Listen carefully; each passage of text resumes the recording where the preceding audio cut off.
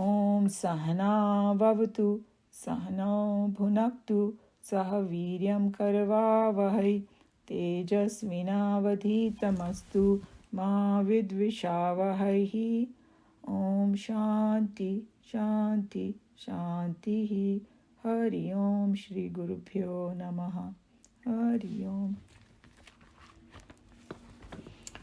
Om Shanno Mitraha Sham Varunaha Shanno Bhavatvayarma Shanna Indro Bruhaspatihi Shanno Vishnu Rurukkamaha Namo Brahmane Namaste Vayo Tvameva Pratyaksham Brahmasi Tvameva Pratyaksham Brahma Vadishyami Ritam Vadishyami Satyam Vadishyami Tanma Bhavatu Tadvaktaram avatu, avatu mam, avatu vaktaram.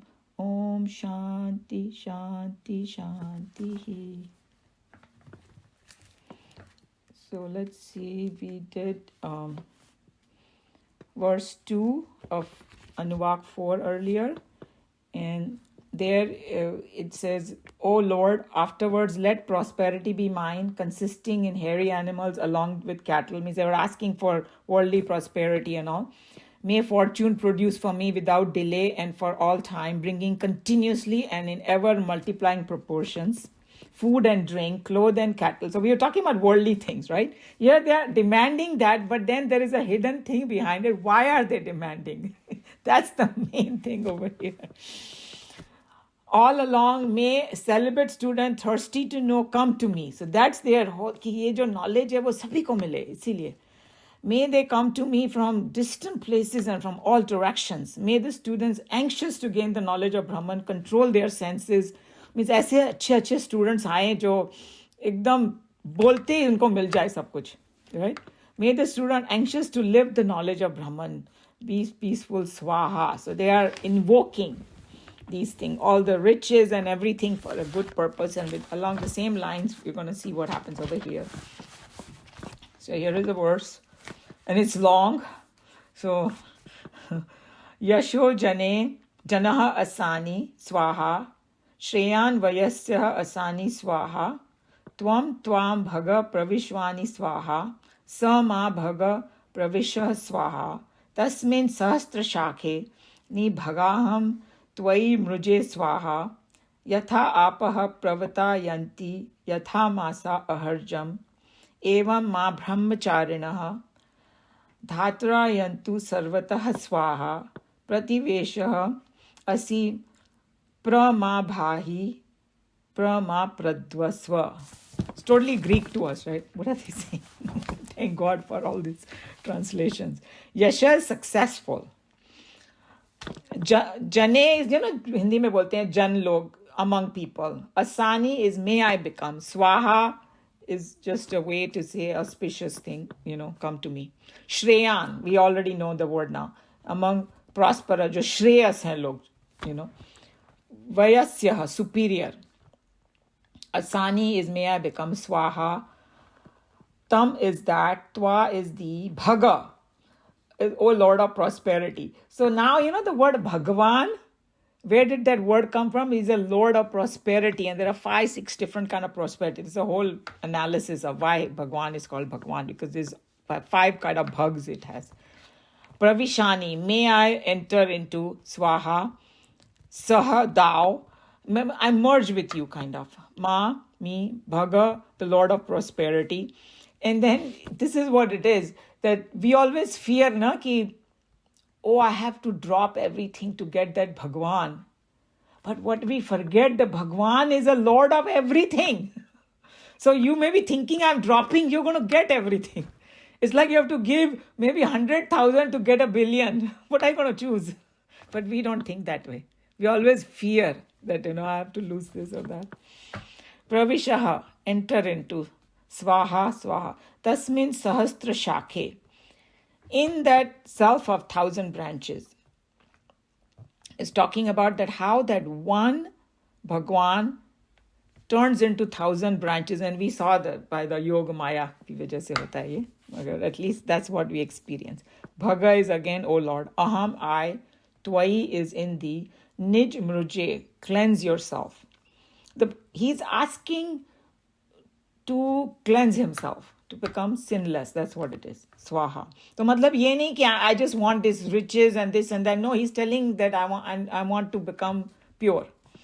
Yatha is as, apa is water, pravata yanti flows downwards, as yatha is as, masaha months, maas bolte Hindi mein, months. Ahar jaram is the years, evam is so too, mam is me, brahmacharinaha, celibate student or the students who जो ब्रह्मचरण ब्रह्मा में चरण करते हैं, ब्रह्म में sorry. Dhatah, O Lord, ayantu come sarvataha, from all places. Again he's saying that from all places. Swaha is again swaha. Prativeshaha, refuge. Asi is thou art. Ma is me. Thou art my refuge, that highest self. Prabhahi, beam upon. Ma, me. And there is no perfect translation. I want beam upon me. Matlab mujh pe kripa karo, daya karo, something, whatever you want to say. You know. Mere pe chha jao. Is telling that higher self. Pradhyasvaha. Come, possess. Matlab these are all very high words that we have to understand it from a different angle, but we'll see what he's saying.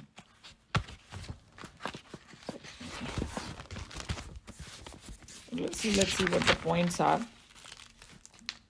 So what is this? This is also, again, asking for things, but it also reveals the nobility of intentions, that why they are asking, it reveals that, and the purity of ambition. So there is no harm in having, ambition in life, but there should be purity in it.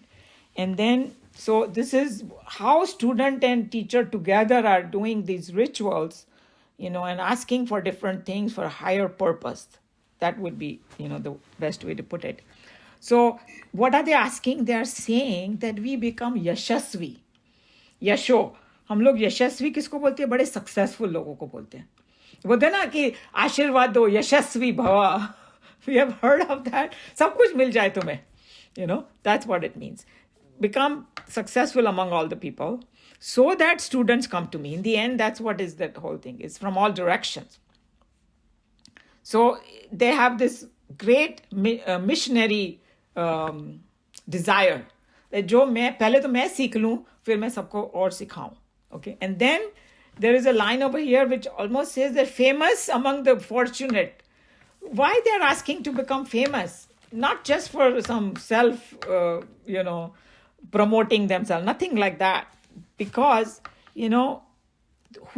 suppose there are a group of rich people, who do we respect the most? The one who has some high character also, and who is thinking of helping everybody and all that. So that's how we have to look at it. When we're the best among the rich people, meaning have some extra quality in them. Okay. So and why? Because he wants to spend his wealth for preserving his culture of his land. That's the whole idea. So that's what we have to remember. And then Swamiji was explaining that to become pure in living, we have to have a clean and divine heart. You cannot become just like that. So what is a method that they are kind of telling you over here, how to purify yourself? And then it talks about sin. Take my sin away. And sin is nothing but in Vedanta it is explained as ignorance, mistake of judgment. Okay, I don't know who I am, so then I think that I am this limited body, and then I start functioning, and that's what is considered sin in there. So then how to correct my thinking so that I can redeem myself, become virtuous, and how to get rid of my past impressions because I'm born with them, these three gunas like we were talking about. Then by doing japa and mantra, which has some substance in it. And, when we constantly repeat that, purify your mind. And if you go to Hare Krishna, that's what their whole hallmark is. जो भी वहाँ जाता है वो उसको सबसे पहले Hare Krishna mantra देते हैं.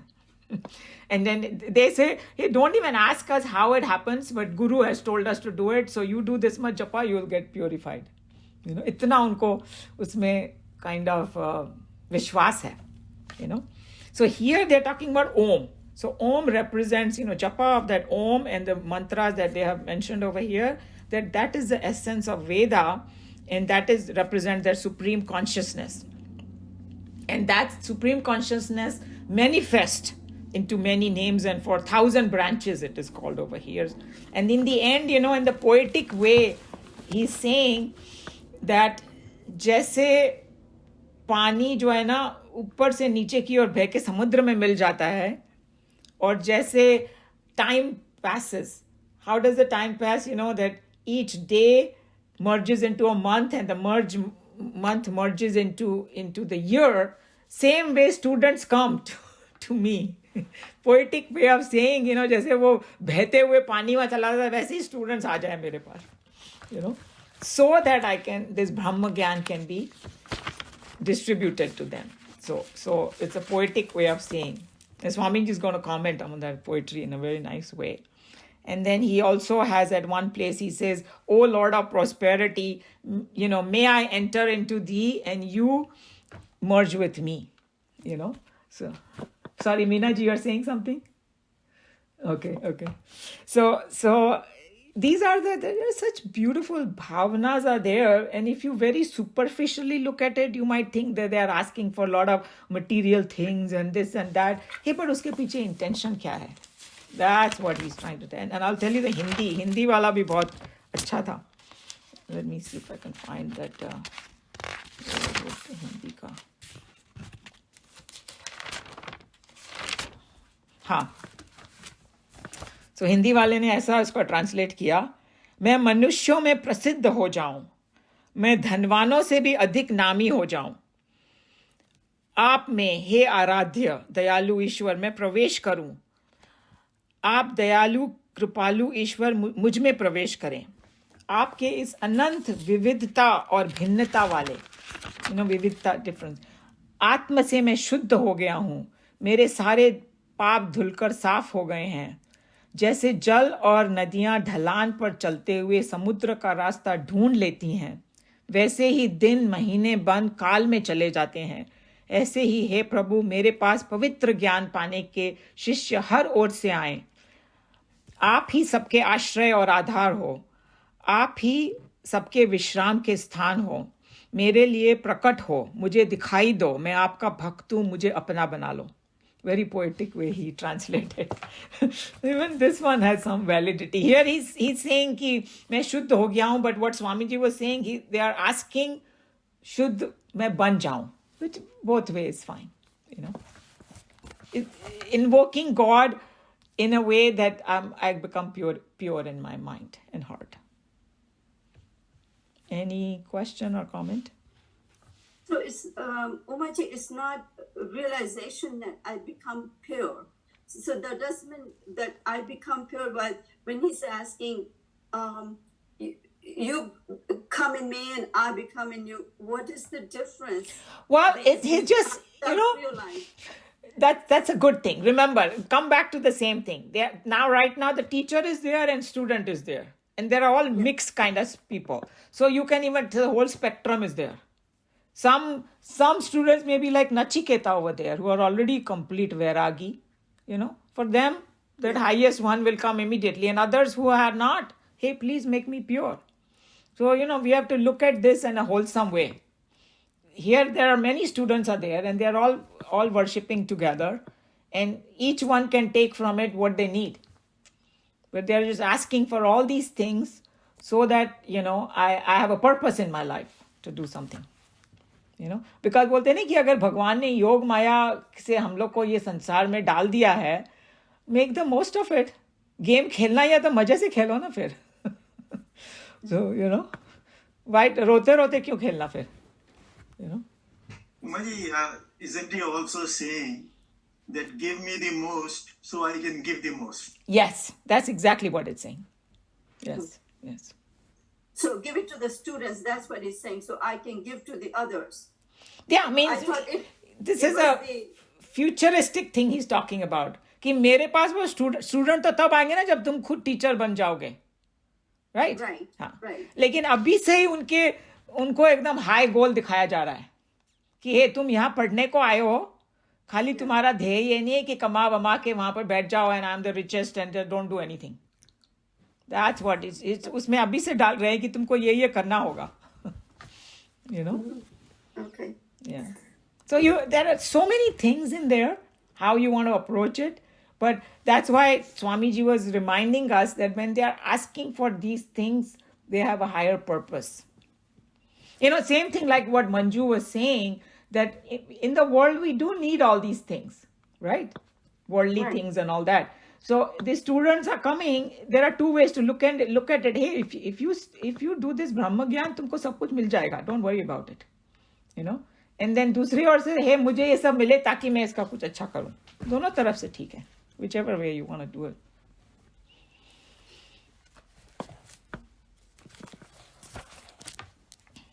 Okay, shall we read? And then some more clarity will come when we read Swamiji's commentary. Any volunteers? I can read one. Yeah, go ahead, Naresh. May I become successful among the people, Swaha. May I become superior among the rich, Swaha. O Lord of prosperity, may I enter into thee, Swaha. Mayest thou enter into me. In that self of thine with 1,000 branches, O Lord, may I purify myself from all my sins, Swaha. As water flows downwards, as months fly into years, so too, O Creator, may students of Brahma Vidya come to me from everywhere, Swaha. Thou art of refuge, beam upon me, come to me. I think here Swamiji is using that old English that probably Miraji knows is very well, thou and thine and all that, but basically just to make it more poetic and all that. That's what he's doing. Continuing the ritual, the mantras reveal more and more the nobility of the intentions and the purity of the ambitions entertained by the Upasaka. The worshipper wants to become famous among men in his knowledge and in his living. Because in India, a philosopher never attracts any attention unless he lives up to the ideal of his philosophy. Thus, the renown meant here is not merely a popularity or passing fame. The fame demanded is not for any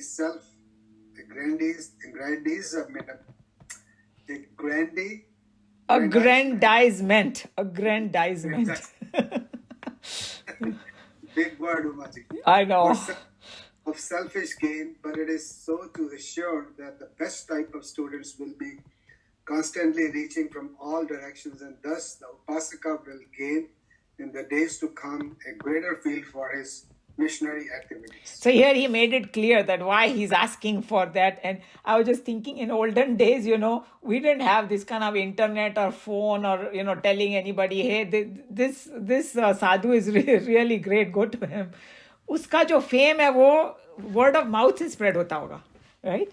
So we have to keep the context of time also now, that why they were asking for it, because they were very practical people too, And so that's what it is. And they're asking not to just, hoard it for themselves, but hey, for putting some good use, for the world.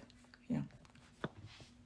The prayer that he should become famous when read together with the previous demand for great fortunes should give us the implication meant in, may I become superior amongst the rich, meaning let me not be a mere mule carrying the weight of gold, but an intelligent master of fortune who is able to bless the world with the riches that have come to me through the grace of the Lord.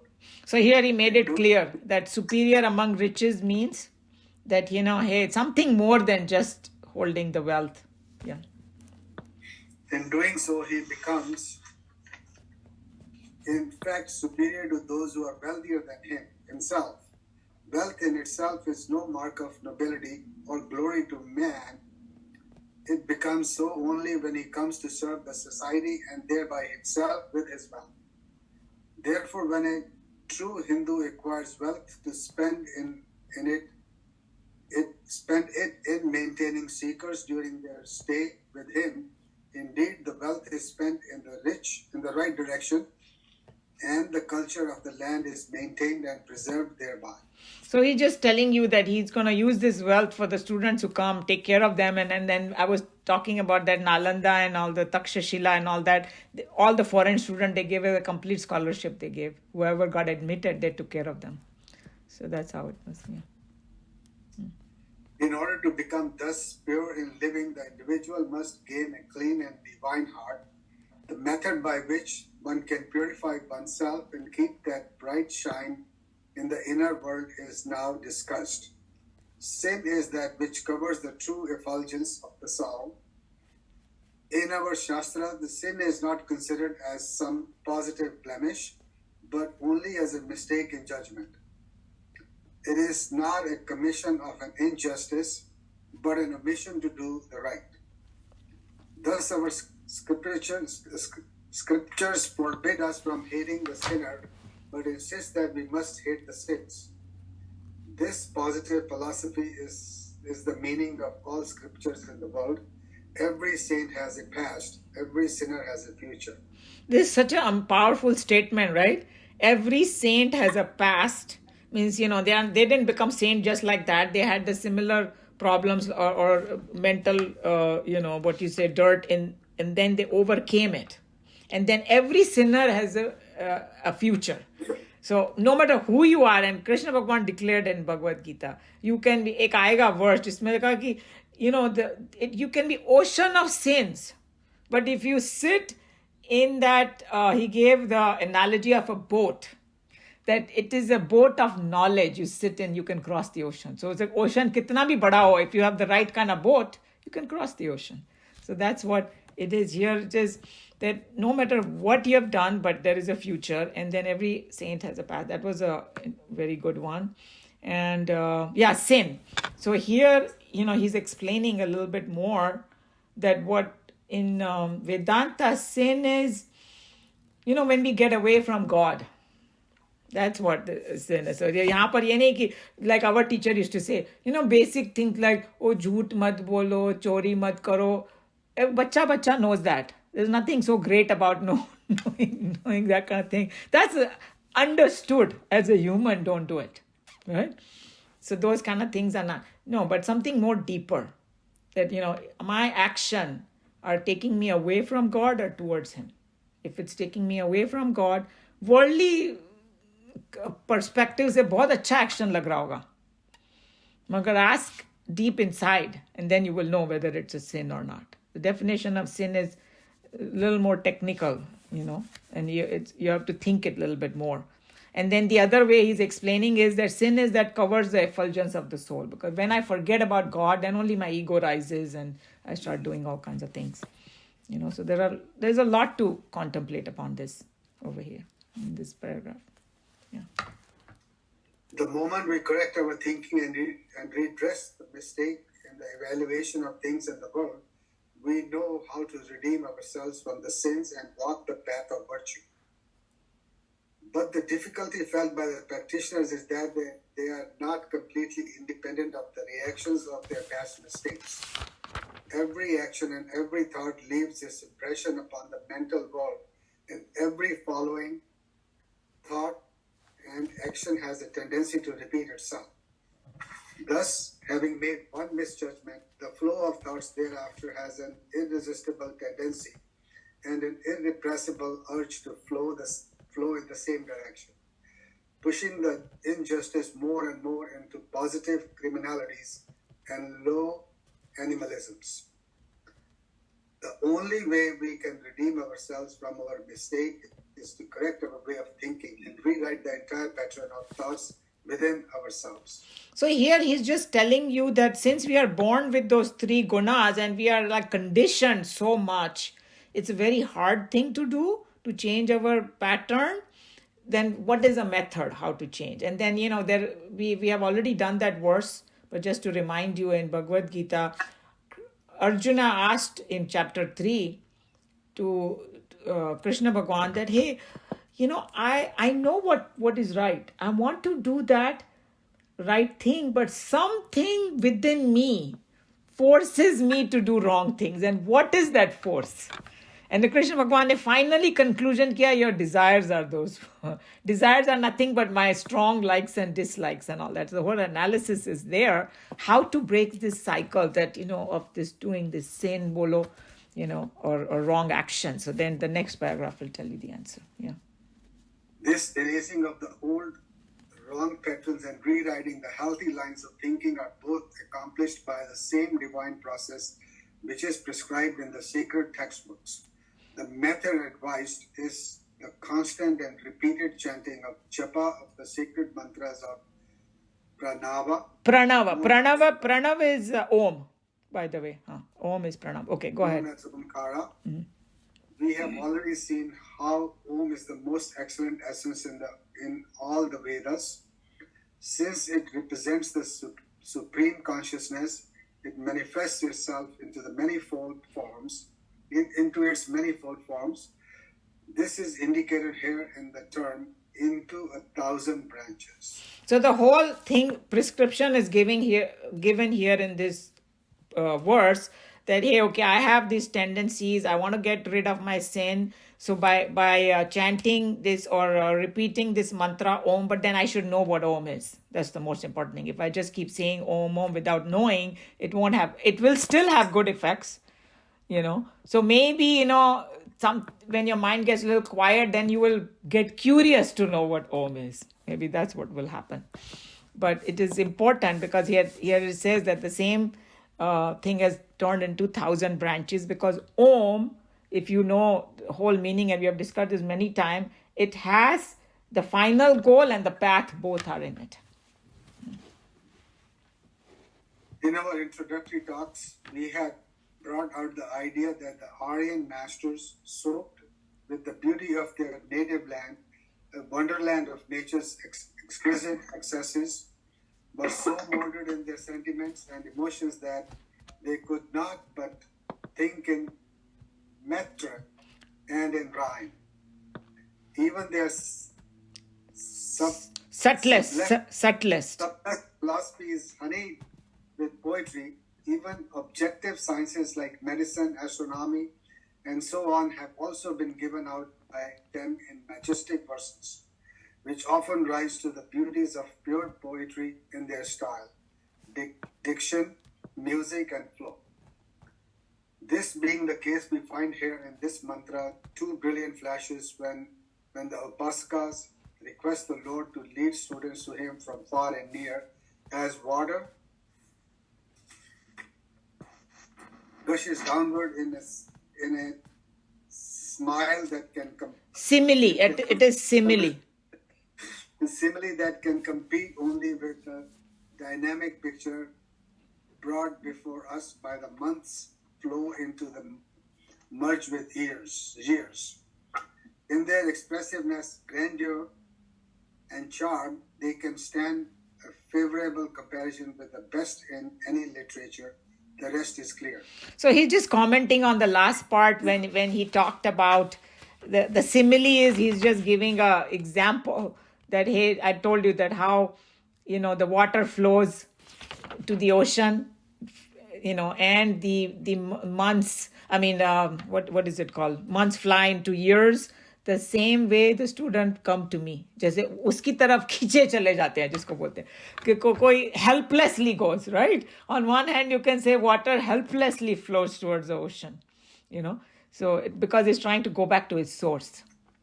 That's a deeper meaning over here, that that ऐसा हो, because लोग है ना, मतलब दुनिया में ही नहीं फंसे रहे, आके ब्रह्म ज्ञान ले ले. ये उसकी wish है, actually. Think about it, that what he's wishing goodness for everybody. That's what he's wishing, the teachers over here. So that's what it is. And he's just talking about that how in those days they spoke in a poetic language. That was there, with their all this beauty around, like Swamiji used to say, the Himalayas are so, whoever has been to Himalaya knows, once you come back from the Himalayas, everything looks so dirty. Because it's so clean and beautiful, that there, all these poetry and all अपने आप ही flow होती है, इतना beauty है उसमें. And then the higher philosophy with the poetry, that's what this is. That's what he was talking about. Swamiji also got nicely carried away and in his own language in this word, in this paragraph, his own poetic language, right? Anyway, any burning question on this Upanishad over here? Comment?